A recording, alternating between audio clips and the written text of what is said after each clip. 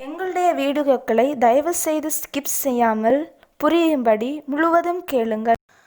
இந்த வீடியோவின் வார்த்தைகள் உங்கள் மனதை தொடுமானால் உங்கள் நண்பர்களுக்கும் தெரிந்தவர்களுக்கும் இந்த வீடியோவை பகிருங்கள். எங்களுடைய சேனலை இன்னும் சப்ஸ்கிரைப் செய்யவில்லை என்றால் சப்ஸ்கிரைப் செய்யுங்கள். அதுபோல எங்களுடைய வீடியோக்கள் உடனுக்குடன் கிடைக்க பக்கத்தில் இருக்கும் பெல் பட்டனை அழுத்துங்கள். கர்த்தர் தாமே உங்களை ஆசீர்வதிப்பாராக. கரம் பிடித்து எடுத்தீரே, கண்ணீரை துடைத்தீரே, கலங்கின நேரமெல்லாம் என்னோடு இருந்தீரே. கரம் பிடித்து எடுத்தீரே, கண்ணீரை துடைத்தீரே, கலங்கின நேரமெல்லாம் என்னோடு இருந்தீரே. நெருக்கத்திலே நடந்தபோது என்னோடு இருந்தீர், நெருக்கத்திலே நடந்தபோது என்னோடு இருந்தீர். விசுவாசம் காக்க செய்தீர், உம்மோடு மகிழ செய்தீர். விசுவாசம் காக்க செய்தீர், உம்மோடு மகிழ செய்தீர். உம் தோளிலே மகிழ்ந்திருக்க உம் கரம் நீட்டி என்னையும் அணைத்தீர். கர்த்தராகிய தெய்வம் தேசத்தை எரிச்சலோடு கண்ணோக்கி கொண்டிருக்கிறார். ஆமென், ஆமென்.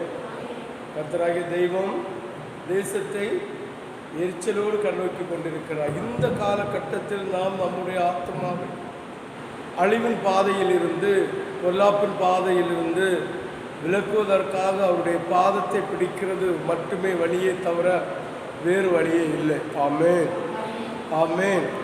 ஹல்லேலூயா, ஹல்லேலூயா. நம்ம இயேசு நல்லவர். ஆமென், ஆமென். நிச்சயமாகவே இன்னும் கர்த்தராகிய தேவனுடைய பிள்ளையை போல பாதுகாத்து வருவார் என்று கர்த்தர் நம்மோடு உரைக்கிறபடினால் அவருக்கு அவருடைய நாமம் மகிமைப்படட்டும், அவருக்கு துதியங்கரம் உண்டாகட்டும். ஆமென், ஹல்லேலூயா. ஆபிரகாமை அழைத்த தேவன் பலமுறை அவரை தரிசனத்தில் அழைத்திருக்கிறார் என்பதை நாம் வேதத்தின் மூலமாக பார்க்கிறோம். ஆமென். முதலாம் அழைப்பை நாம் நேற்றைய தினத்தில் தியானித்தோம். நாம் தியானித்து கொண்டிருக்கிற இந்த காலம் என்ன காலம்? மனித அரசாட்சியின் காலம். ஆமென், ஹல்லேலூயா, ஹல்லேலூயா. மனித அரசாட்சியின் காலம். இந்த மனித அரசாட்சியின் காலத்தில் ஆபிரகாம், அதாவது வெள்ளப்பிரளயம் தோன்றி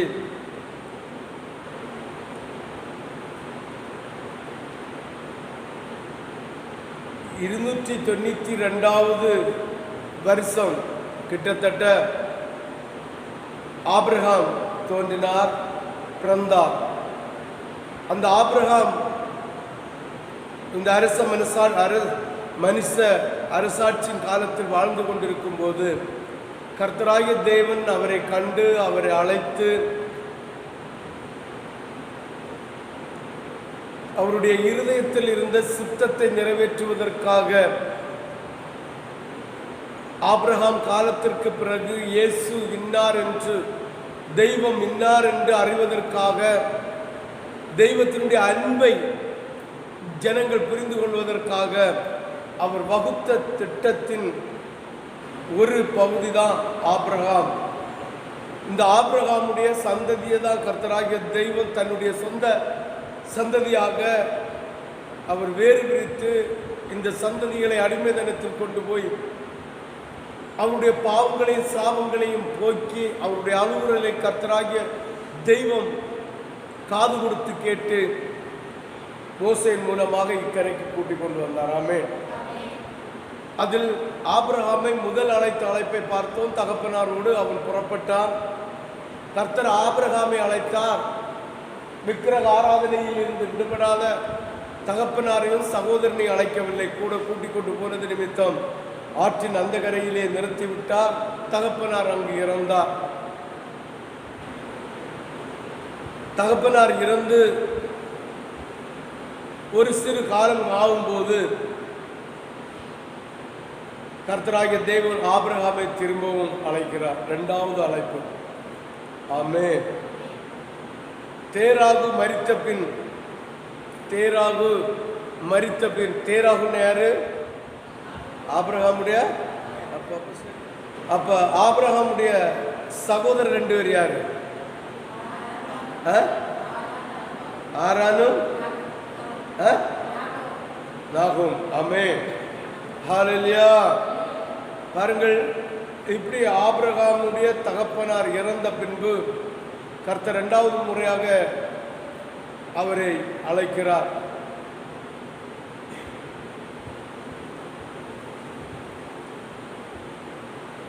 இந்த அழைப்பை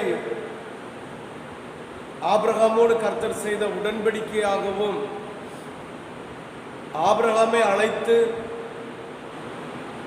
நதியின் அக்கறையில் நிறுத்தி அவருடைய சுபாவங்கள் மாறுகிறது வரைக்கும், ஜென்ம சுபாவங்கள் மாறுகிறது வரைக்கும், விக்கிரக ஆராதனை அவர்களை விட்டு மாறுகிறது வரைக்கும்,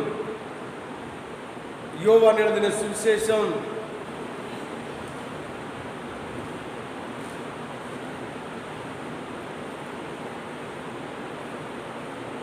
4வது அதிகாரம் 23, 24 ஆகிய வசனங்களின்படி வாசிக்க கேட்போம்.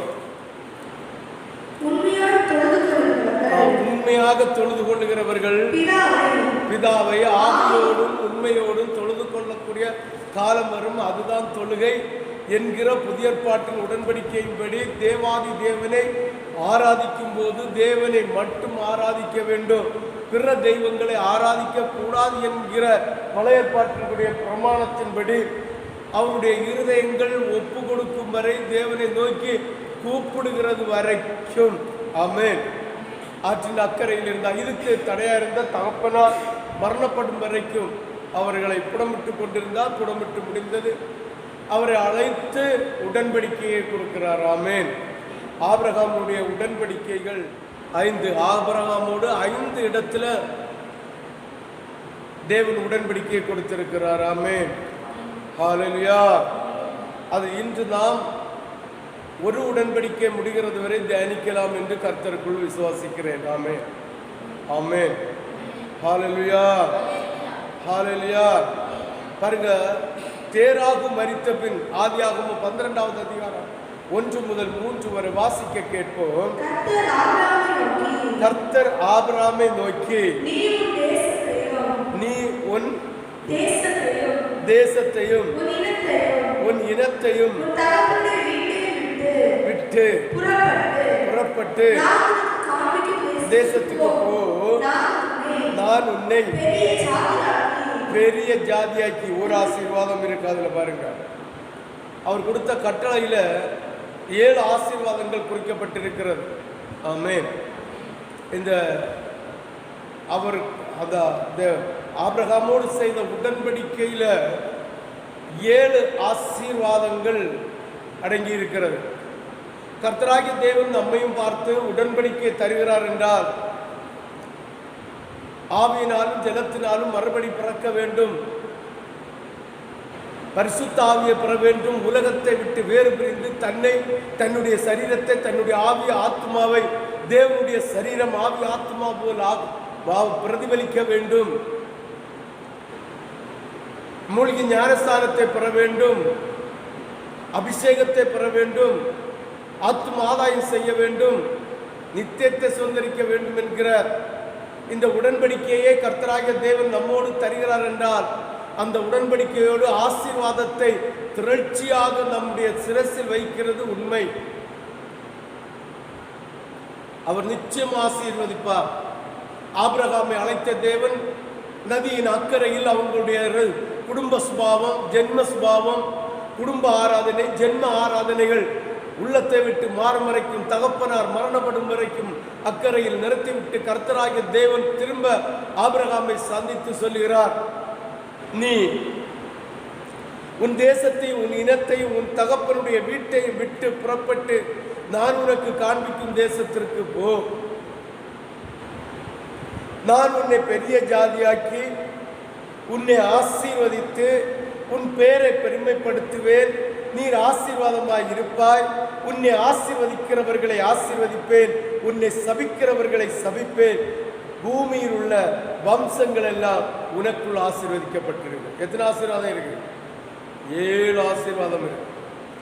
கர்த்தருடைய உடன்படிக்கைக்கு கீழ்ப்படிந்து, கர்த்தருடைய வார்த்தைக்கு கீழ்ப்படிந்து, கர்த்தருடைய சத்தியத்திற்கு கீழ்ப்படிந்து, தன்னுடைய இருதயத்தை விட்டு கொடுக்கிறவர்களுக்கு இந்த ஆசீர்வாதத்தை நம்முடைய சிரசிலே கர்த்தர் வைக்கிறார். ஆமென், ஆமென்.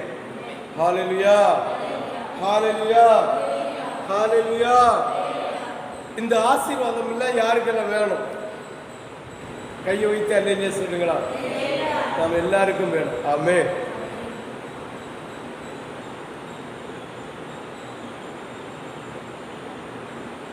கடைசியில் 2 ஆசீர்வாதம் சொல்லி இருக்கிறார். பாத்தீங்களா?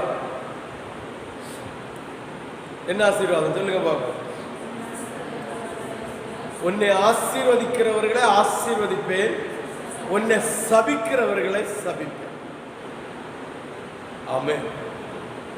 இது 100க்கு 100 உண்மை. நம்ம கடையில கூட இந்த வசனத்தை கர்த்தர் தந்து வச்சிருந்தார்.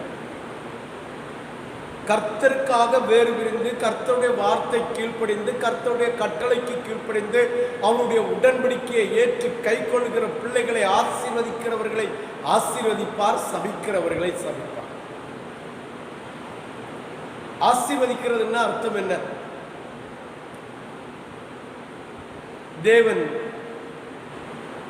தேவனுடைய பிள்ளைகளை ஆசீர்வதிக்கிறவர்களை ஆசீர்வதிப்பேன்னு சொல்றார். அப்ப ஆசீர்வதிக்கிறது என்ன? தேவன் தராத ஆசீர்வாதத்தையா உலகத்தில் இருக்கிற மனுஷன் ஆசீர்வதிக்க போகிறான்?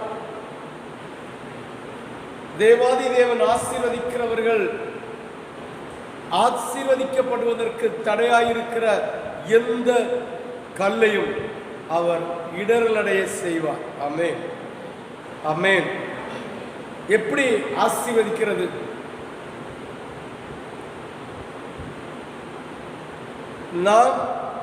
நாம் நம்முடைய தேவத்தினுடைய வார்த்தைக்கு கீழ்ப்படிந்து, வசனத்திற்கு கீழ்ப்படிந்து, அவருடைய சாயலாக உலகத்தை வெறுத்து தன்னைத்தானே தன் சிலுவையை சுமந்து தான் இயேசுவின் பின்னால் செல்ல துணிந்து தன்னுடைய இருதயத்தை தேவனுடைய இருதயத்திற்கு பிரியமாக, தேவனுடைய மகத்துவத்திற்கு உள்ளாக வைத்திருக்கிற பிள்ளைகள் ஆசீர்வதிக்கப்பட வேண்டும் என்பது கர்த்தருடைய அநாதி நோக்கம். இந்த அநாதி நோக்கத்தை தடை செய்வதற்கு யாரால் முடியும்? பிலேயாம் என்கிற தீர்க்கதரிசியினாலும் முடியாது. உலகத்தில் இருக்கிற அழகையாகிய சாத்தானினாலேயே முடியாது. உலகத்தில் இருக்கிற அரக்கர்கள் என்று சொல்லப்படுகிற இந்த கோலியாத்து ஜென்மங்களினாலும் முடியாது. எந்த ராஜாக்கள்னாலும் முடியாது, எந்த மந்திரிகளினாலும் முடியாது, எந்த மனுஷனாலும் முடியாது. கர்த்தர் ஆசீர்வதிக்க வேண்டும் என்பது கர்த்தருடைய நோக்கம். இந்த நோக்கத்துக்கு தடை செய்கிறவன், அதாவது நம்மை ஆசீர்வாதத்திலே திரட்சியை காண விடாமல் தடுக்கிறவன் சபிக்கப்படுவான் என்பது வேதத்தினுடைய வார்த்தை. நம்மை ஆசீர்வதிப்பதற்காக நம்முடைய தேவனால் தெரிந்து கொள்ளப்பட்ட பிள்ளைகளுக்கு செய்கிற உபகாரங்கள், உதவிகள், அவர்களுக்கு செய்கிற செயல்கள், அவர்களுக்கு படைக்கிற படைப்புகளை கர்த்தர் ஆசீர்வதித்து அதன் மூலமாக அந்த பிள்ளைகளை ஆசீர்வதிக்கிறார். ஆமென். இதுதான் உன்னை ஆசீர்வதிக்கிறவர்களை ஆசீர்வதிப்பேன். தேவாதி தேவன் உனக்கு தருகிற ஆசீர்வாதத்தினால், உனக்கு தருகிற உன்னதமான பாக்கியத்தினால், தேவனால் தெரிந்து கொள்ளப்பட்ட தேவ பிள்ளை ஆகிய ஆபிரகாமை போல வாழ்கிற பிள்ளைகளை ஆசீர்வதிக்கிறது தான், அவர்களுக்கு செழுமை அடைய செய்கிறது தான் கர்த்தராகிய தேவனுக்கு இருதயத்திற்கு. அப்படி செய்கிறவர்களை ஆசீர்வதிக்காமல் விடவே மாட்டார். ஆமென். தேவனுடைய பிள்ளைகளை சபிக்கிறவர்களை சபிப்பேன். இந்த 7 ஆசீர்வாதத்துல என்னுடைய இருதயத்துக்கு பிடிச்ச ஆசீர்வாதம் இந்த 2 ஆசீர்வாதம். ஆமென். எல்லாமே பிடிச்சதுன்னு நினைச்சிடக்கூடாது. ஆமென். இருதயத்துக்கு பிடிச்சது. ஆமென். பாருங்க, நம்ம தேவனுடைய ராஜ்யத்திற்கு போவுக்கு ஆயத்தப்பட்டு தன் சிலுவை தானே சுமந்து இயேசுவுக்கு பின்னால் போக துணிவோமானால் நம்மை ஆசீர்வதிக்கிறவர்களை கர்த்தர் ஆசீர்வதிப்பார். தானே நம்மை சபிக்கிறவர்களை அவர் தானே சபிப்பார். இந்த ஆசீர்வாதத்தை விட வேற என்ன வேணும்? எதிரி நமக்கு உண்டாயிருக்க முடியாது. நமக்கு எதிராக கிளம்புகிற எந்த ஆயுதமும் வாய்க்காதே போகும். ஆமென். ஒரு வழியா வந்தா 7 வழியா சிதறடிக்கணும். ஆமென். இதுதான் உண்மை. ஆமென். ஹalleluya, ஹalleluya. பாருங்கள்,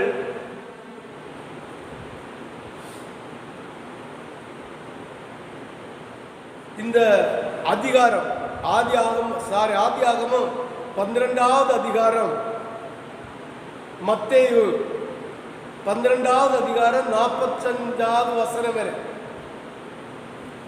ஆதியாகமம் 12வது அதிகாரம், மத்தேயு 12வது அதிகாரம் 45வது வசனம் வரை ஆபிரகாமுடைய சந்ததியான இஸ்ரவேலை கருத்தில் கொண்டு எழுதப்பட்ட வேத வார்த்தை. நீங்கள் ஆராய்ந்து பாருங்கள், படிக்கும் போது யோசித்து பாருங்கள். ஆதியாகமம் 12வது அதிகாரம் 1 முதல் மத்தேயு 12வது அதிகாரம் 45வது வசனம் வரை. ஆமென். ஹalleluya, ஹalleluya, ஹalleluya, ஹalleluya. இஸ்ரவேல் ஜனங்களை கருத்தில் கொண்டு மனதில் கொண்டு எழுதப்பட்ட வேத வசனங்கள். ஆமென். 2, மனித அரசாட்சியின் காலத்தில், மனுஷ அரசாட்சியின் காலம் என்றால் நோவாவோடு கர்த்தர் செய்த உடன்படிக்கை முதல் இஸ்ரவேல் ஜனங்களை வேறு பிரித்து கொண்டு வந்து மோசையினூடாக பிரமாணங்களை ஜனங்களுக்கு கொடுத்த அந்த நாள் வரை உள்ள காலகட்டம். இதில் ஆபிரகாமை தெரிந்து கொண்டு ஆபிரகாமுடைய சந்ததியாக வாழ்கிற இஸ்ரவேல் ஜனங்களுக்கு பாருங்க, மனித அரசாட்சியின் காலத்தில் ஆபிரகாமை அழைத்தது முதல் சீனாய் மலையிலே நியாய பிரமாணத்தை மோசை மூலமாக கர்த்தராகிய தெய்வம் இஸ்ரவேலுக்கு கொடுத்தது வரை, அதாவது யாத்திராகமம் 19வது அதிகாரம் 25வது வசனம் முடிய ஆபிரகாமை அழைத்து சந்ததிகளை பெருகப்படுத்தினது முதல், அதாவது தேவனுடைய புத்திரராக இஸ்ரவேல் ஜனங்களாக, அதாவது யாக்கோபுடைய சந்ததியாக தெரிந்து கொள்ளப்பட்ட இந்த ஜனங்கள் முதல் மோசேயின் காலத்திலே சீனான் மலையிலே கர்த்தராகிய தேவன் தன்னுடைய கரத்தினால் எழுதி கொடுத்த கற்பலகைகளை எழுதி கொடுத்த இந்த பிரமாணங்கள் கொடுக்கிறது வரைக்கும்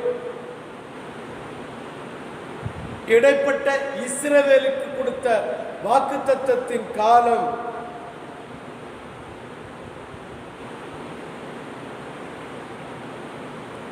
ஹalleluya, ஹalleluya, வாக்குறுதியின் காலம். ஆமென். என்ன காலம்? வாக்குறுதியின் காலம். ஆபிரகாமை அழைத்த தேவன் அவருக்கும் அவருடைய சந்ததிக்கும் கொடுத்த வாக்குறுதியை அவர் நிறைவேற்றின காலம். ஆமென். ஹalleluya. இந்த வாக்குறுதியின் காலம் நோவா காலத்தில் ஆபிரகாம் சந்ததியை விட்டு வெளியில பலுகி பெறுகிற ஜனங்களுக்கு அல்ல.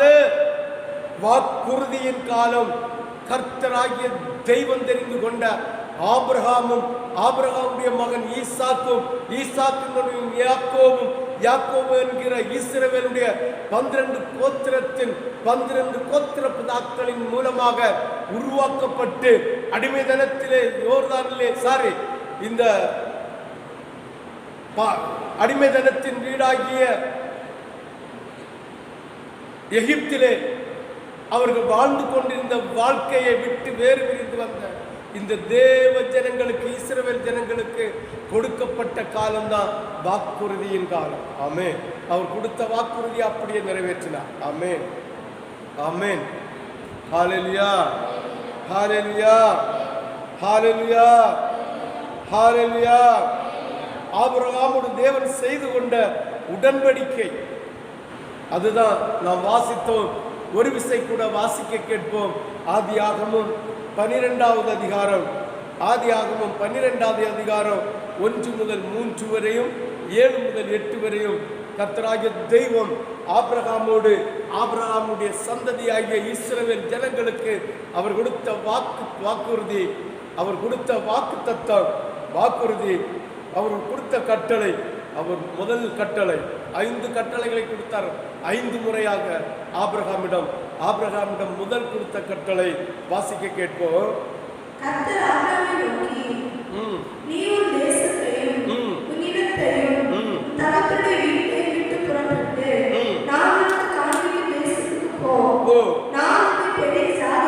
பெரிய ஜாதியாக்கி உன்னை ஆசீர்வதித்து உன் பேரை பெருக பண்ணுவேன். நீ ஆசீர்வாதமாய் இருப்பாய். ஆசீர்வதிப்பேன். உன்னை சபிக்கிறவர்களை சபிப்பேன். பூமியில் உள்ள வம்சங்கள் எல்லாம் உனக்குள் ஆசீர்வதிக்கப்படும் என்றார். ஆமென். ஹல்லேலூயா. 7வது வசனத்தை வாசி. கர்த்தர் ஆபிரகாமுக்கு தரிசனமாகி இந்த தேசத்தை கொடுப்பேன் என்றேன். அப்பொழுது அவன் தனக்கு தரிசனமான கர்த்தருக்கு அங்கே ஒரு பலிபீடத்தை கட்டினான். பின்பு அவன் அவ்விடம் விட்டு பெயர்ந்து பெத்தேலுக்கு கிழக்கே இருக்கும் மலைக்கு போய் பெத்தேல் தனக்கு மேற்காகவும் ஆய் கிழக்காகவும் இருக்க கூடாரம் போட்டு அங்கே கர்த்தருக்கு ஒரு பலிபீடத்தை கட்டி கர்த்தருடைய நாமத்தை தொழுது கொண்டார். ஆமென். அப்ப கர்த்தர் கட்டளை கொடுத்த தேசத்திலிருந்து அவன் புறப்பட்டு இன்று பெத்தேல் என்று அழைக்கப்படுகிற பெத்தேலுக்கு போகிறான். இந்த பெத்தேல் ஒரு காலத்தில் எப்படி இருந்தா? அது பெத்தேல் என்று பெயரெடுக்க முன்னால் அந்த பட்டணத்துக்கு பேர் லூஸ் பட்டணம். ஆமென். இப்ப இவன் பெத்தேலுக்கு போகிறான். போய் அங்கு ஒரு கூடாரத்தை போடுகிறான். கர்த்தருடைய வாக்கு தத்தத்தை கேட்டு விசுவாசித்தவனாய் அதை ஏற்றுக்கொண்டவனாய் அவன் போகிறான். போய் ஒரு கூடாரத்தை போட்டு கூடாரத்தின் அருகாமையில் ஒரு பலிபீடத்தை கட்டினான். கர்த்தருக்கு பலி செலுத்த, கர்த்தரை துதிக்க, கர்த்தரை ஆராதிக்க. நாம் எந்த இடத்துல வாழ்ந்தாலும் நமக்கு என்று ஒரு ஆலயம் உண்டாயிருக்க வேண்டும். ஏதோ ஒரு ஆலயத்தில் என்ன செய்யப்படாது? வழிபடப்படாது. ஏதோ ஒரு ஆலயத்தில் நாம் போய் தேவனை வணங்கக்கூடாது. நமக்கு என்று ஒரு ஆலயம் உண்டாயிருக்க வேண்டும். ஆமென். ஆமென் சொல்லு. ஹல்லேலூயா. யாரெல்லாம் விசுவாசிக்கிறது? இந்த இடம் ஒரு மகிமை நிறைந்த இடம். ஆமென். 1வது உடன்படிக்கையை நாம் பார்த்தோம். 1வது இந்த உடன்படிக்கை கர்த்தராகிய தேவன் கொடுத்து விட்டு 2வது தரிசனமாக்கி அந்த உடன்படிக்கையை ஞாபகப்படுத்துகிறார். பாருங்க, கர்த்தர் ஆபிரகாமுக்கு தரிசனமாக்கி உன் சந்ததிக்கு இந்த தேசத்தை கொடுப்பேன் என்றார். அப்பொழுது அவன் தனக்கு ஒரு தரிசனமான கர்த்தருக்கு அங்கே ஒரு பலிபீடத்தை கட்டினான். கட்டி ஒரு சில காலம் அங்கு வாழ்ந்து தரிசனத்தை பெற்ற அந்த இடத்தில் அவன் வாழ்ந்துவிட்டு அந்த இடத்துக்கு புறப்பட்டு லூஸ் என்கிற பட்டணத்தில், அதாவது பெத்தேலுக்கு போகிறான். அங்கு கூடாரத்தை அமைக்கிறான். ஆமென். ஹல்லேலூயா. ஹல்லேலூயா. கூடாரத்தை அமைத்து அவன் அங்கு வாழ்க்கை கொண்டிருந்தான். அப்போது தேவனை ஆராதிப்பதற்கு அங்கே ஒரு பலிபீடத்தை கட்டி கொஞ்சம் காலம் அதில் இருந்து தேவனை ஆராதித்தான். இந்த இடம் எப்பேற்பட்ட இடம் என்பதை நாம் பார்க்க வேண்டும். ஆமென். ஹல்லேலூயா. ஹல்லேலூயா. இந்த தேவனை ஆராதிக்கிற பலிபீடத்தில் விக்கிரக ஆராதனை இருக்கக்கூடாது. விக்கிரக ஆராதனை செய்கிறவர்கள் அந்த இடத்தில் ஆராதிக்க கூடாது என்பதை இன்றும் நம்முடைய வாழ்க்கையிலும் இயேசு கிறிஸ்துவை ஆராதிக்க வேண்டுமானால் அவருடைய இரத்தத்தினால் கழுவப்பட்டு அவருடைய இரத்தத்தினால் ரட்சிப்படைந்து அவருடைய இரத்தத்தினால் சுகம் பெற்றவர்கள், அவருடைய இரத்தத்தினால் மனதினுடைய அழுக்கை மாற்றினவர்கள், அவருடைய இரத்தத்தினால் பரிசுத்தப்பட்டவர்கள் மட்டுமே அவரை ஆராதிக்க முடியும், ஆராதிக்க வேண்டும். அதுதான் உண்மையோடும் ஆவியோடும் கருத்தோடும் முழு இருதயத்தோடும் முழு பலத்தோடும் அவரை ஆராதிக்க வேண்டும். மற்றவர்கள் ஆராதிக்க கூடாது. விசுவாசிக்காதவர்கள் தேவனை முழு இருதயத்தோடு ஆராதிக்க முடியாது. விசுவாசம் தேவனை ஆராதனைக்கு உட்படுத்தும், தேவனுடைய ஆராதனைக்கு உட்படுத்தும் என்று வேதம் பல இடத்தில் சொல்லப்பட்டிருக்கிறது. ஹல்லேலூயா, ஹல்லேலூயா. இந்த இடம் பலமுறை ஹல்லேலூயா, ஹல்லேலூயா, தேவ ஜனங்கள் ஆராதித்த இடம். ஆமென், ஹல்லேலூயா, ஹல்லேலூயா. இனி 9வது வசனத்திலிருந்து 20வது வசனம் வரை வாசிக்கும் போது ஒரு சில வார்த்தைகளை நான் உங்களுக்கு சொல்லித் தருகிறேன். அதற்கு அடுத்து இந்த இடத்தை பற்றி நாம் தியானிக்க கடமைப்பட்டிருக்கிறோம். ஆமென். பாருங்க, அதன் பின் ஆபிரகாம் புறப்பட்டு தெற்கே பிரயாணம் பண்ணி கொண்டு போனான். அந்த தேசத்தில் பஞ்சம் உண்டாயிற்று. என்ன உண்டாச்சா? பஞ்சம். இன்று உலகத்தில் வாழ்ந்து கொண்டு இருக்கிற போது நம்முடைய வாழ்க்கையில் வீழ்ச்சி, நம்முடைய வாழ்க்கையில் வறுமை, நம்முடைய வாழ்க்கையில் வேதனை, நம்முடைய வாழ்க்கையில் வியாதி, நம்முடைய வாழ்க்கையில துக்கம் என்கிற வறட்சிகள், ஆகாரம் இல்லாமை, ஆடை இல்லாமை, தேவனுடைய அன்பு இல்லாமை, தேவனுடைய ஆசீர்வாதம் இல்லாமை என்கிற வறட்சி வரும்போது தேவனை விட்டு வெளியில் போகக்கூடாது. தேவன் நமக்காக கொடுத்த பெத்தேலில், அதாவது தேவனுடைய வீட்டில் அப்படி அமர்ந்து இருக்கணுமா? நம்ம என்ன செய்வோம்? உலகத்தில் இருக்கிற கிறிஸ்தவர்கள் செய்கிற காரியம், கொஞ்சம் உபத்திரவம், கொஞ்சம் வியாகுலம், கொஞ்சம் பாடுகள், கொஞ்சம் கஷ்டம் வந்ததும் இயேசுவும் வேண்டாம், இயேசுவ வீடும் வேண்டாம், வீட்டில் இருக்கிற ஆசாரியனும் வேண்டாம்னு கை எப்படி அடிச்சுட்டு ஓடிடுவாங்க. ஆமென். இப்படி அடிக்கிறவங்க யாருன்னு தெரியுமா? யாரு?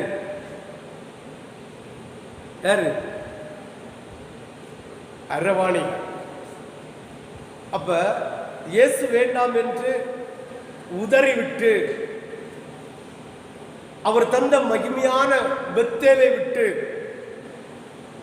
அவர் கூட்டி சேர்த்த பெத்தேலை விட்டு வெளியில் போகிறவர்கள் நகோமியினுடைய வாழ்க்கை சரித்திரத்தை படிக்க வேண்டும். ஆமென், ஹல்லேலூயா. இப்படி ஆபிரகாம் அந்த இடம் கொஞ்சம் வறட்சி ஆனது நிமித்தம் அந்த இடத்தை விட்டு போகிறான். போய் போய் போய் எகிப்து தேசத்துக்குள்ள போகிறான். ஆமென். பாருங்கள், இதே போல நம்ம தவறு செய்கிறது உண்மைதான். அழைத்த தேவன் ஜீவன் உள்ளவர். அவருடைய வார்த்தை மாறாது, அவர் வாக்கு மாறுகிறவர் அல்ல.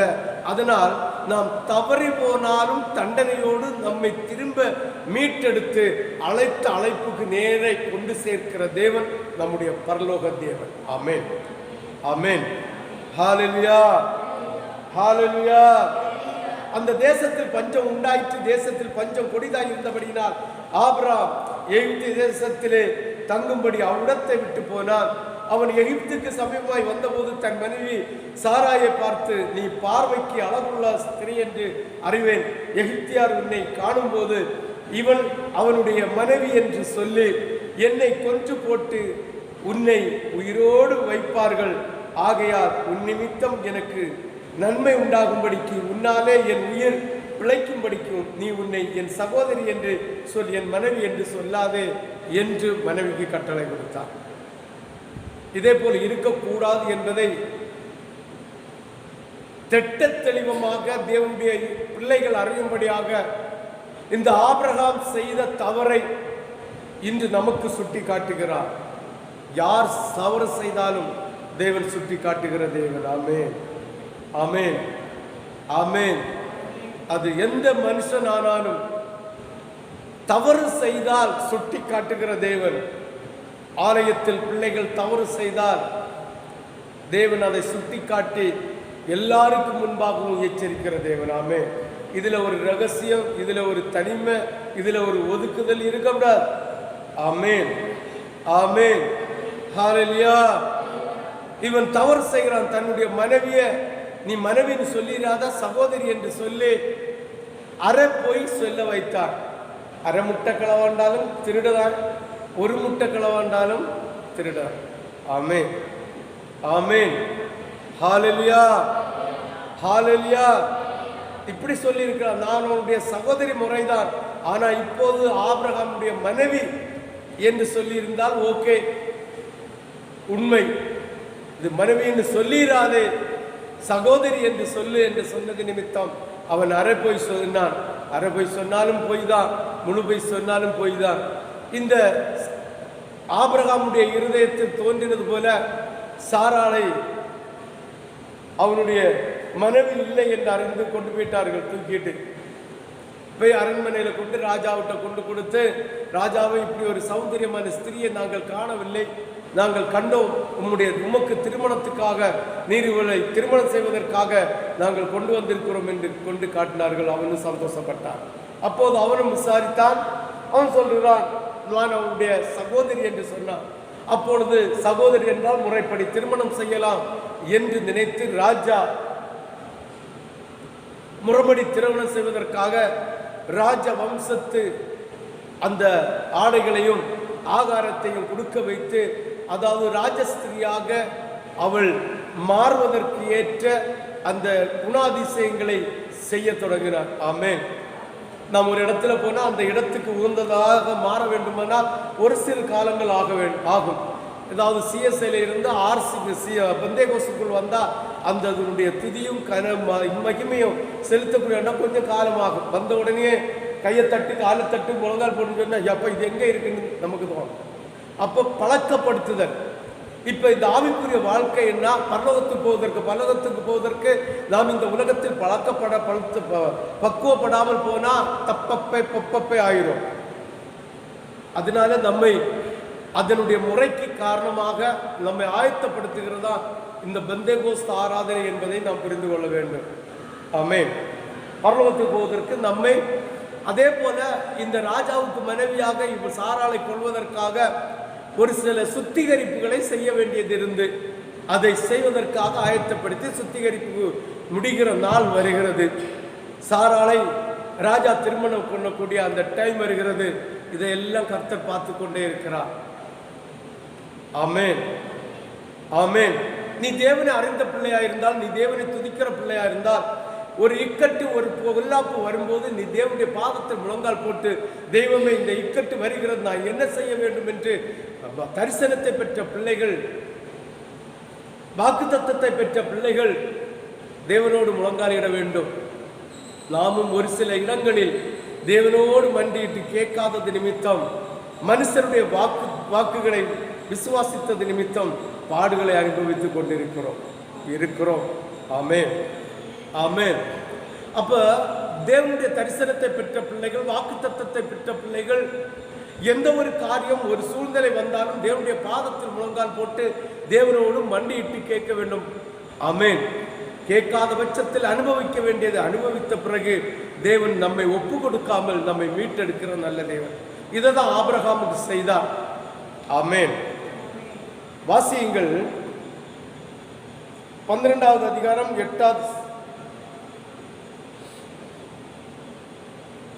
12வது அதிகாரம் 17வது வசனத்தை வாசிக்க கேட்போம். ஆபிரகாமுடைய மனைவியாகிய சாராளி நிமித்தம் கர்த்தர் பார்வோனையும் அவனுடைய வீட்டாரையும் பல வாதைகளால் வாதித்தார். இதுதான் நம்முடைய இயேசு. ஆபிரகாம் தன்னுடைய வீட்டின் கர்த்தர் காண்பித்த தேசத்தை விட்டு புறப்பட்டு வந்தது உண்மைதான், மாற்று கருத்தில்ல.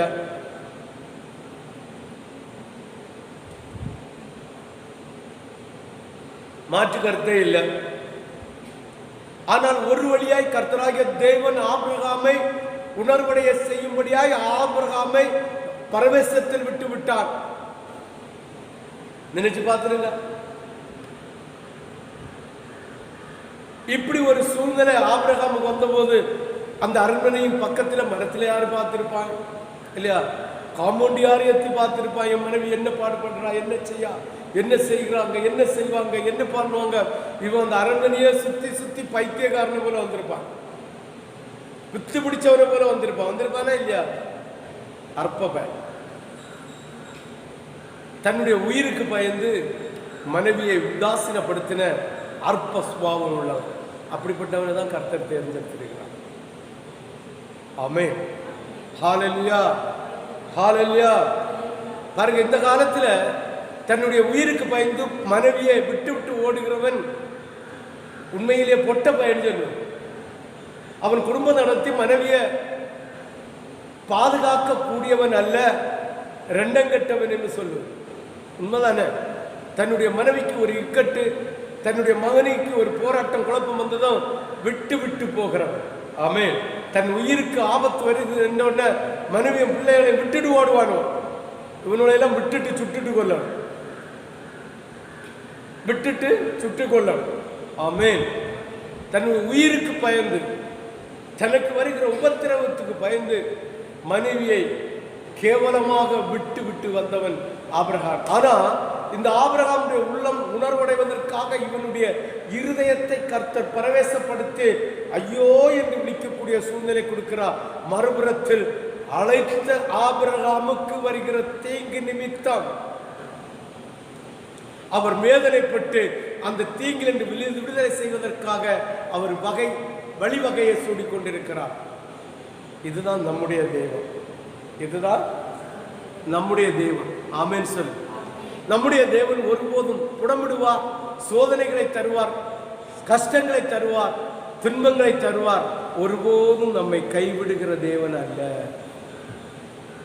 நம்முடைய சுபாவத்து நிமித்தம், நம்முடைய தவறுதல் நிமித்தம், நம்முடைய குழப்பத்தின் நிமித்தம் தண்டனை அனுபவிக்கிறது நாம். ஆகிலும் கர்த்தர் ஒருபோதும் நம்மை கைவிட மாட்டார். ஆமென், ஆமென். பெத்தேல் வேற போன்னு சொன்னா பெத்தேல் வேற தானே போகணும். அதை விட்டுட்டு அங்கே கொஞ்சம் கஷ்டம் வந்து, அங்கே கொஞ்சம் வறட்சி வந்து, அங்கே கொஞ்சம் பாவம் பாடுகள் வந்து, அங்கே கொஞ்சம் உபத்திரம் வந்துன்னு இன்னும் கணக்குன்னு போகலாமா? போகலாமா? போகக்கூடாது. ஆமே. போன உபத்திரவம் தான், போன பாடுதான், போன கஷ்டம்தான், போன துன்பம்தான். உபத்திரவம் இல்லாதவன் பரலோகம் செல்ல மாட்டான். பாடுகளை அனுபவிக்காதவன் பரலோகம் செல்ல முடியாது. ஆமே. ஹல்லேலூயா, ஹல்லேலூயா. இப்படி இந்த சாராளை திருமணம் செய்வதற்காக கூடிய முறை வரும்போது, நேரம் வரும்போது, சுத்திகரிப்பு முடியும் போது, அதே போலதான் பரலோகத்துக்கு தேவாதி தேவன் மணவாளனாகிய இயேசு கிறிஸ்துவோடு நாம் ஒரு மணவாட்டியாக சேரும்போது அதற்கு என்று ஒரு சில சுத்திகரிப்புகளை வைத்திருக்கிறார். அந்த சுத்திகரிப்புகளை பெத்தேலில் அவர் செய்து கொண்டிருக்கிறார். அந்த முறைமைக்கு நாம் இருந்து அந்த சுத்திகரிப்புகளிலே நாம் தன்னை ஆட்கொண்டு சுத்திகரிக்காவிட்டால் நிச்சயத்தில் தேவனுடைய பரலோகத்தில் மணவாளனோடு நாம் வாழ முடியாது. ஆமென், ஆமென், ஆமென். ஒரு சின்ன திருமணம் நடந்தா கூட பொம்பளைக்கும் ஆம்பளைக்கும் பல சுத்திகரிப்பு, அது இந்து முறையில இருக்கட்டும், முஸ்லிம் முறையில இருக்கட்டும், கிறிஸ்தவ முறையில இருக்கட்டும், சுத்திகரிப்பு இருக்கு. தெரியுமா? தெரியுமா தெரியாதா? சிஎஸ்ஐல போய் ஒரு சில வாரங்கள் இருந்து பாடம் படித்தோம். திருமணம், குடும்ப வாழ்க்கை, அதனுடைய இதை பற்றி கற்றுக் கொடுக்கிறார்கள். ஆசையில கற்றுக் கொடுக்கிறார்கள், இந்துல கற்றுக் கொடுக்கிறார்கள். தெரியுமா? ஆமென், ஹல்லேலூயா, ஹல்லேலூயா, ஹல்லேலூயா. இப்ப எல்லாம் அவசர கணாயம் எடுக்க முடியாது. இத்தனை வாரம் அவர்கள் போடுகிற சென்டர்ல போய் என்ன செய்யணும்? என்ன செய்யணும்? படிச்சணும். சுத்திகரிப்பு, அதுதான் சுத்திகரிப்பு. உலகத்தில் ஒரு மனுஷனோடு ஒரு மனுஷி சேர்வதற்காக, ஒரு மனுஷியோடு ஒரு மனுஷன் சேர்வதற்காக சுத்திகரிப்பு ஜெபம் வைத்திருக்கிறது. மணவாளனாகிய இயேசு கிறிஸ்துவோடு பரலோகத்தில் நாம் சேர்ந்து வாழ வேண்டுமானால் சுத்திகரிப்பு என்கிற பெந்தேகோஸ்து ஆராதனையை செய்யாதவர்கள் நித்தியத்தில் போய் சேர மாட்டார்கள். இந்த பெந்தேகோஸ்து ஆராதனை என்பது பரலோகத்துக்கு போவதற்காக வைத்திருக்கிற வழி சுத்திகரிப்பு ஆராதனை. தெரியுமா? நாம் அவருடைய பந்தியில கை போட வேண்டுமானால் 3 நாள் சுத்திகரிப்பு ஆராதனை வைக்க வேண்டும். யாருக்கெல்லாம் தெரியும்? 3 நாள் சுத்திகரிப்பு ஆராதனை. எந்த ஒரு நல் காரியம் தேவனுடைய உடன்படிக்கையின்படி செய்தால் அதுக்கு சுத்திகரிப்பு இருக்க வேண்டும். ஆமென்.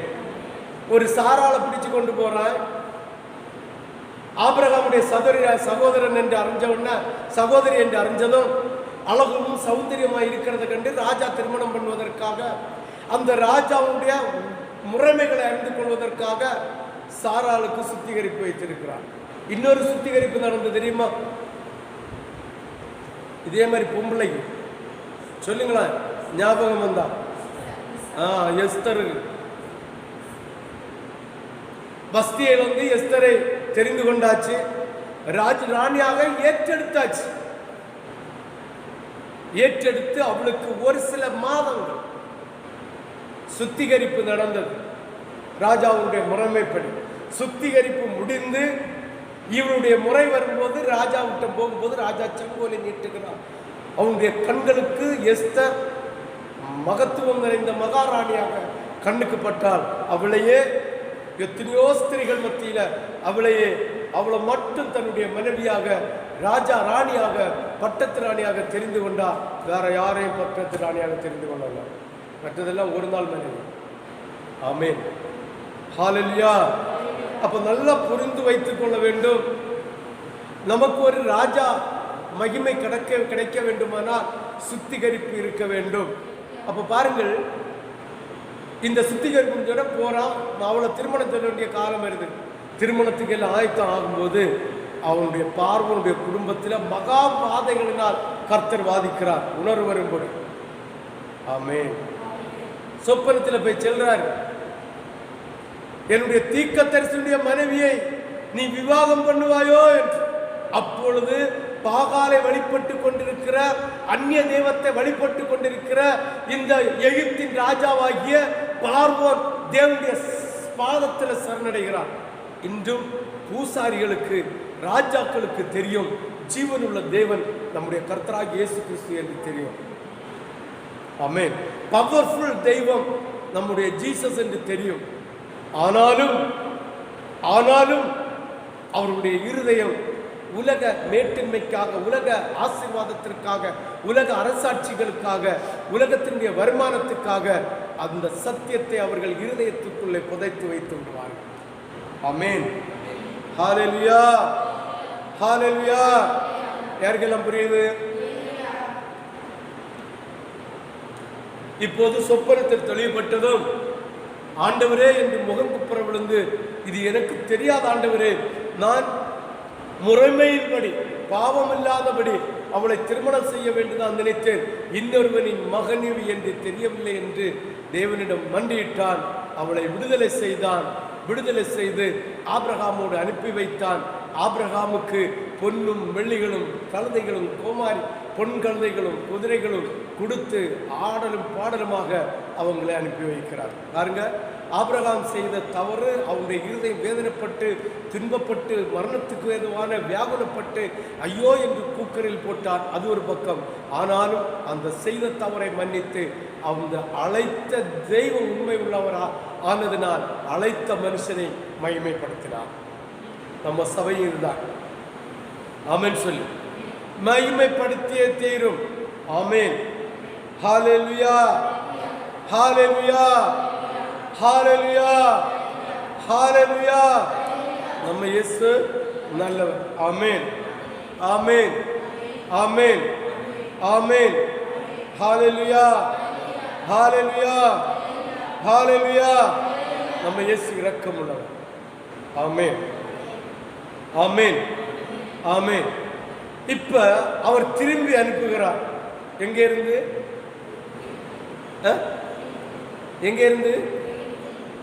எகிப்திலிருந்து திருப்பி அனுப்புகிறார். எங்க அனுப்புகிறார்? கர்த்தருடைய பெத்தே. ஆமென், ஹல்லேலூயா. சரி, திருப்பி அவன் ஒரு கூடாரம் போட்டு தங்கி இருந்தானே அதே பெத்தேலுக்கு அனுப்புகிறார். திரும்பி வாரான். வந்து பாருங்க, 12வது அதிகாரம் 8வது வசனத்தில் கூடாரத்தை கட்டி அங்கு தேவனை பலியிட்டார். 1. 2வது திரும்பி வந்து 13வது அதிகாரம் 34 ஆகிய வசனங்களை வாசிங்க பார்ப்போம். அவன் தன் பிரயாணங்களிலே பெத்தேல் மட்டும் நடுவாக தான் முன்பு கூடாரம் போட்டதும் தான் முதலில் ஒரு பலிபீடத்தை உண்டாக்கினதுமான ஸ்தலம் மட்டும் போனான். அங்கே ஆபிரகாம் கர்த்தருடைய நாமத்தை தொழுது கொண்டான். ஆமென். அந்த இடத்துல மகிமை பாருங்க. ஃபர்ஸ்ட்ல அவன் அந்த இடத்துல பலிபீடத்தை கட்டினான். திரும்பி போய் உபத்திரவங்களை கண்டுகொண்டு திரும்பவும் பெத்தேலுக்கு வந்தாதான் வாழ்க்கை. எந்த திசைக்கு போனாலும் எந்த இடத்துக்கு போனாலும் திரும்ப பெத்தேலுக்கு வராவிட்டால் டிஷிந்தான். ஆமென். ஹல்லேலூயா. எந்த இடத்துல உன்னுடைய ஆவி ஆத்மா கட்டப்பட்டதோ, எந்த இடத்துல உடன்படிக்கையை பெற்றுக்கொண்டாயோ, எந்த இடத்துல இந்த புதிய ஏற்பாட்டு காலத்தின்படி உடன்படிக்கையை யார் மூலம் பெற்றுக்கொண்டாயோ அந்த இடத்துல நீ கட்டப்பட வேண்டும், நாட்டப்பட வேண்டும். இல்லாவிட்டால் டிசிங் தான். ஆயிரம் பேரை நான் பார்த்து விட்டேன். ஆமென். ஹல்லேலூயா, ஹல்லேலூயா, ஹல்லேலூயா, ஹல்லேலூயா. அப்படியே பாருங்க, முதல்ல தொழுது கொண்டாச்சு, இரண்டாவது தொழுதுகிறான், மூணாவது அந்த இடத்துல ஒரு தொழுகை நடக்குது. ஆதியாகமம் 28வது அதிகாரம் 18 முதல் 22 வரை. ஆதியாகமம் 28 அதிகாலையிலே யாக்கோபு எழுந்து தன் தலையின் கீழ் வைத்திருந்த கல்லை எடுத்து அதை தூணாக நிறுத்தி எண்ணெய் வார்த்து அந்த ஸ்தலத்திற்கு பெத்தேல் என்று பெயரிட்டார். பல ஸ்தலம், ஒரு தலைமுறை தாண்டி ஆபிரகாமுடைய வம்சங்கள் தாண்டி அவனுடைய குமாரனாகிய ஈசாக்குடைய காலங்கள் தாண்டி தன்னுடைய மகனாகிய ஆபிரகாம் தவறு செய்துட்டு ஓடுகிறான். ஆமென். ஹல்லேலூயா. என்ன செய்துட்டு ஓடுகிறான்? தவறு செய்துட்டு போகிறான். போய் அவனை அறியாமலே லூஸ் என்று பெயர் எழுதப்பட்டிருந்த அந்த பட்டணத்தில் அவன் போய் தலை சாய்த்து கொண்டிருக்கிறான். ஆமென். அந்த இடம் என்ன இடம் தெரியுமா? ஆபிரகாம் தனக்காக முதலாய் கானான் தேசத்திற்குள்ளே போட்ட கூடாரத்தின் பக்கத்தில் கட்டின முதல் வீடு, முதல் பெத்தேல் என்று சொல்லுகிற தேவனுடைய வீடு, பலிபீடம் கட்டின இடம். ஆபிரகாம் வணங்கினான். திரும்ப உபத்திரவத்தில் மாட்டி திரும்ப வந்து வணங்கினான். அவனுடைய சந்ததியாகிய யாக்கோபு தலையை வைத்திருந்த போது தேவன் அங்கு தரிசனத்தை கண்டு அங்கே பலிபீடத்துக்கு பதிலாக ஒரு தூணை நாட்டி அதில் எண்ணெய் வார்த்தார். ஆமென், ஆமென். பாருங்கள், இந்து கோயிலில் பாருங்க, பார்த்திருப்பீங்களா? நீங்க உள்ள போயாச்சுன்னா கருவறைக்குள்ள இல்ல வெளியில ஒரு தூண் நாட்டப்பட்டிருக்கு. அதுல பூரா எண்ணெய் வார்த்துட்டே இருக்கு, எண்ணெய் அபிஷேகம் பண்ணிட்டே இருக்கு, ஊத்திட்டே இருக்கு. அது யாருடைய முறை? பழைய ஏற்பாட்டு காலத்தின் தெய்வத்தினுடைய முறை. தேவனுடைய ஆராதனையை நான் செய்வேன், தேவனுடைய கூடாரத்துக்கு மேல நான் ஏறுவேன், வட திசைக்கிலே ஒப்பரியிலே நான் இருப்பேன் என்று வீராப்பு நினைத்தவன் தேவனை ஆராதிக்கிற எல்லா முறையையும் அவனுடைய சந்ததியாகிய பிசாசு பிள்ளைகளாகிய பூசாரிகளோடு பேசி ஆராதனை செய்ய வைப்பான். ஆமென். அவர்கள் செய்கிற முறையில முக்காவாசி முறையும் பாருங்க, மோசே காலத்தில் கட்டப்பட்டிருந்த கூடாரத்தின் வாசஸ்தலங்களை பாருங்க, பலிபீடத்தைகளை பாருங்கள், அதை சுற்றி இருக்கிற பிரகாரங்களை பாருங்கள். இன்று இருக்கிற பூஜாரிகள் நடத்துகிற அந்த இந்து சாம்ராஜ்யத்தை போல இருக்கு. பட் அந்த முறையை மாற்றி இப்ப ஆவியினாலும் உண்மையினாலும் இது அவனால செய்ய முடியாது. செய்து பார்க்கிறான், தப்பட்ட அடிச்சு பார்க்கிறான், பரிசுத்தாவி அவங்களுக்குள்ள வராது, அசுத்தாவி தான் வரும். இந்த முறைமையை நாம் ஆவியில் நிறைந்து ஆராதிக்காவிட்டால் பிசாசின் ஆராதனை யாக மாறிவிடும் என்பதை புரிந்து கொள்ள வேண்டும். உண்மையோடும் கருத்தோடும் ஆவியோடும் தேவ பலத்தோடும் ஆராதிக்கிற ஆராதனை அல்லாத அத்தனை ஆராதனையும் பரிசுத்த ஆவியானவர் மூலமாக பிதாவுக்கு செய்கிற ஆராதனை இல்லை, அசுத்தாவி மூலமாக லூசிபருக்கு செய்கிற ஆராதனை. நம்மிடம் தான் சின்ன மாற்றம் முடிஞ்சு போச்சு. தேவனுடைய ஆராதனை விட்டு கீழே விழுகிறோம், சின்ன மாற்றம், அவ்வளவுதான். பாசி எத்தனாவது வசனம் வாசித்தார்? 19. அந்த ஸ்தலத்துக்கு பெத்தேல் என்று பெயரிட்டார். அதற்கு முன்னே அவருக்கு லூஸ் என்று பெயர் இருந்தது. அப்பொழுது யாக்கோபு தேவன் என் கூட இருந்து வழியிலே காப்பாற்றி விட்டார். அந்த இடத்துல வந்து நான் தேவனுக்கு பலிபீடம் கட்டி வழிபடுவேன் என்று சொன்ன. அடுத்த வசனத்தை வாசி.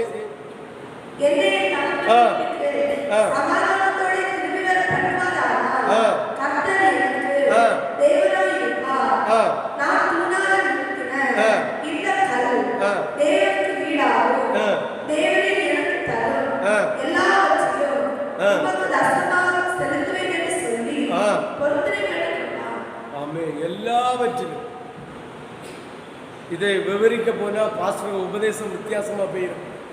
அதனால நான் குறிக்கல. எல்லாவற்றிலும் உப்பு முதல் கற்பூரம் வரை தேவனுக்கு என்ன செய்யணுமா?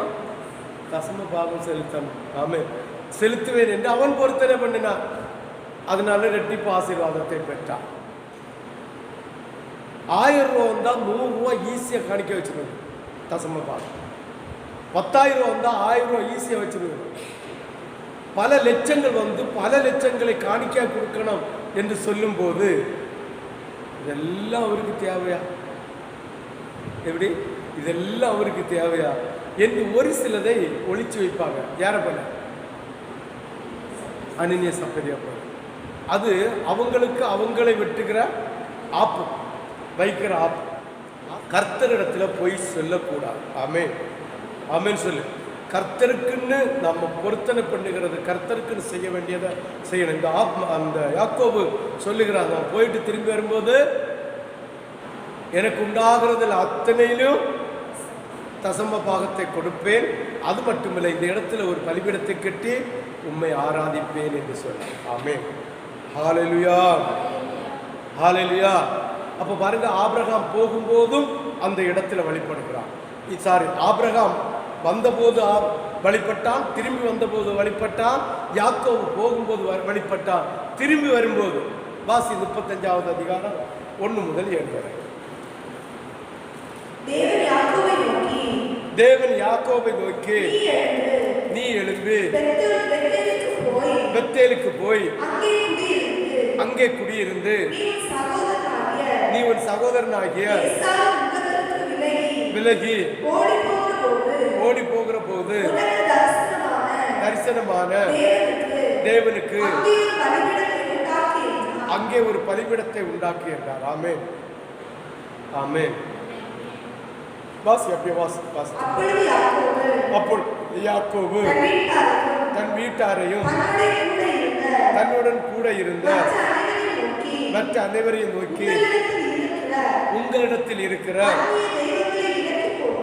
அந்நிய தெய்வங்களை விலக்கி போட்டு உங்களை சுத்திகரிப்பு, அதாவது சுத்திகரிப்பு இல்லாம தேவனுடைய ஸ்தலத்துல பலிபீடத்துல ஆராதிக்கிறார். சுத்திகரிப்பு, அதுதான் ஞாயிற்றுக்கிழமைக்கு முன்னால நம்ம சுத்திகரிப்பு ஆயத்த ஆராதனை வைக்கிறோம். ஆமென். ஜெபம், சுத்திகரிப்பு ஜெபம் இல்லாம தேவனுடைய பலிபீடத்தில் நிற்கப்படாது. ஆமென், நிற்கவும் முடியாது, கர்த்தர் விடமாட்டார். இங்கு அவருடைய விக்கிரகங்களை கலத்தி போட்டார்களாம், தள்ளி போட்டார்கள். வாசி, விக்கிரகங்களை தள்ளி 7வது வசனம்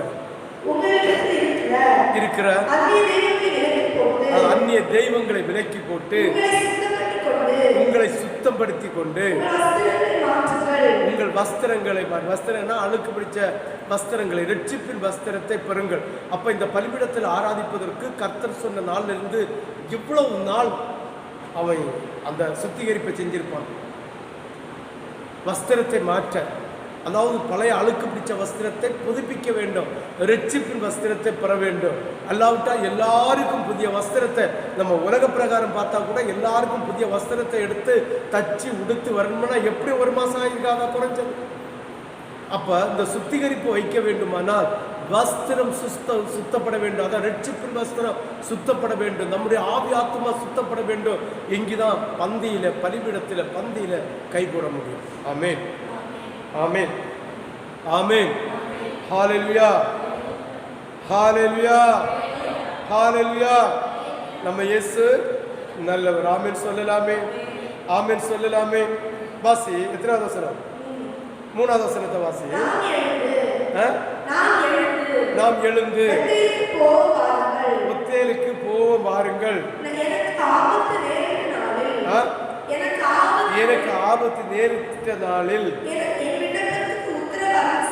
என் விண்ணப்பத்திற்கு மறு உத்தரவு அருளி செய்து நான் நடந்த வழியிலே என்னோட கூட இருந்த அங்கே ஒரு பலிபீடத்தை உண்டாக்குவேன் என்றான்.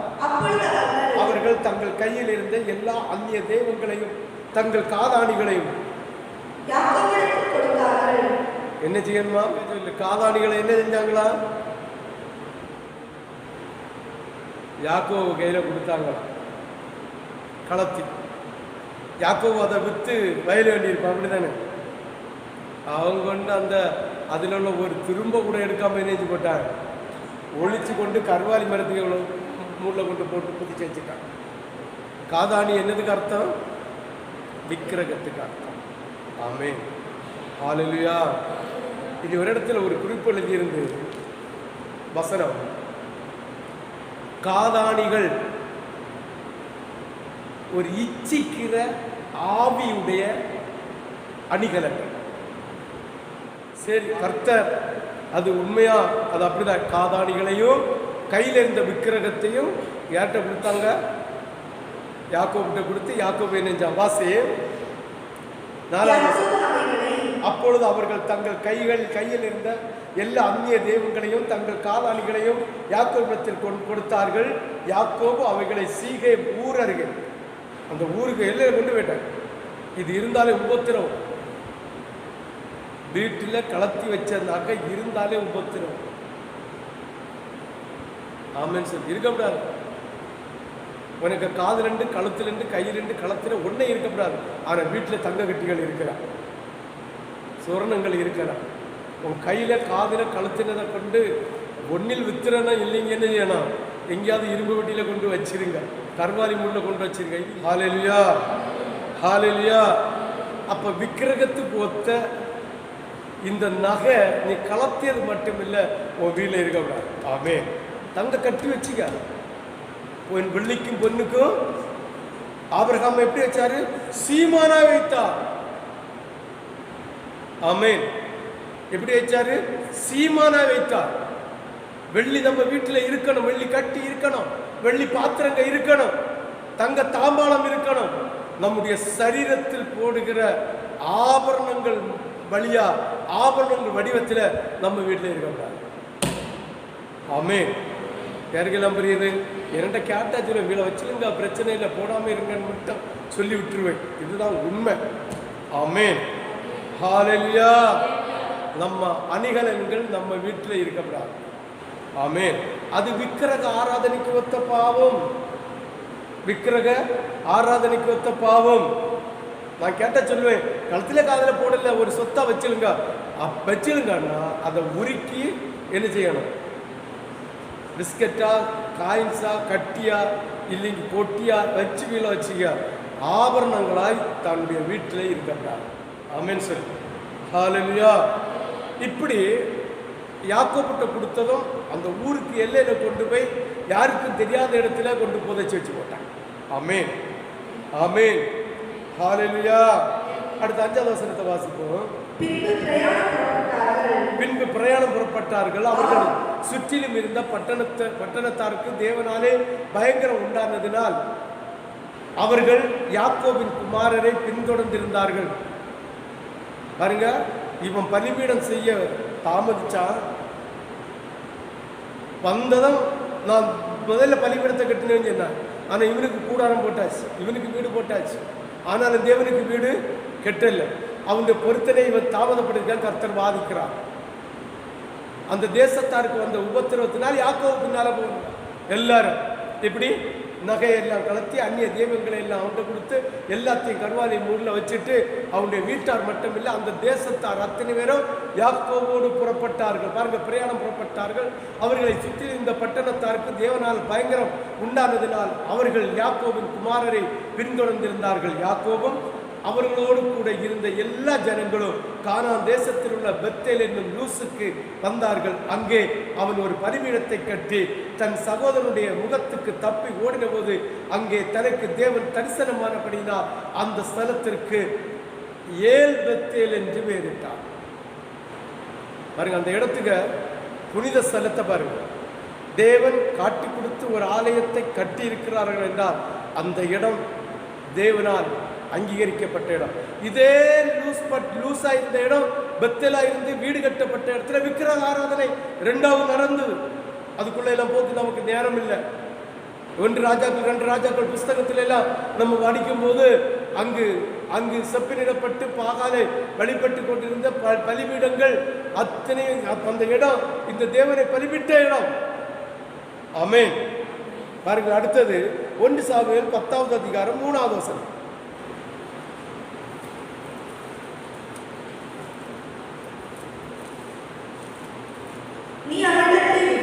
நீ அவ்விடத்திலிருந்து அப்புறம் கடந்து போ.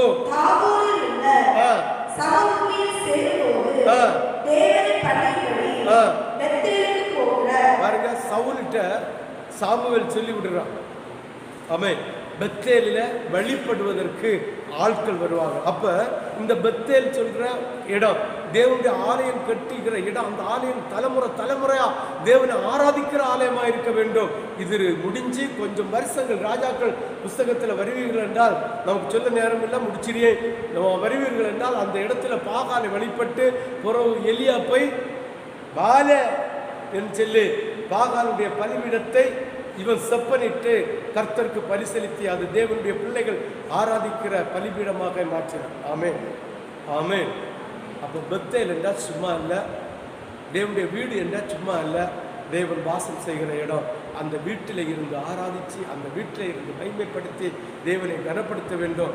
அந்த பெத்தேலை விட்டு நாம் விலகி போனால், இல்லை பெத்தேலில் ஆராதனை செய்வதற்கு தவறி போனால், பெத்தேலில் ஆராதனை செய்வதற்கு தாமதி போனால் கர்த்தர் வாதைகளால் பாதிப்பார் என்பதை நாம் புரிந்து கொள்ள வேண்டும்.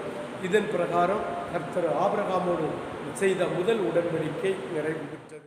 கரம் பிடித்து எடுத்தீரே, கண்ணீரை துடைத்தீரே, கலங்கின நேரமெல்லாம் என்னோடு இருந்தீரே. கரம் பிடித்து எடுத்தீரே, கண்ணீரை துடைத்தீரே, கலங்கின நேரமெல்லாம் என்னோடு இருந்தீரே. நெருக்கத்திலே நடந்தபோது என்னோடு இருந்தீர், நெருக்கத்திலே நடந்தபோது என்னோடு இருந்தீர். விசுவாசம் காக்க செய்தீர், உம்மோடு மகிழ செய்தீர். விசுவாசம் காக்க செய்தீர், உம்மோடு மகிழ செய்தீர். உம் தோளிலே மகிழ்ந்திருக்க உம் கரம்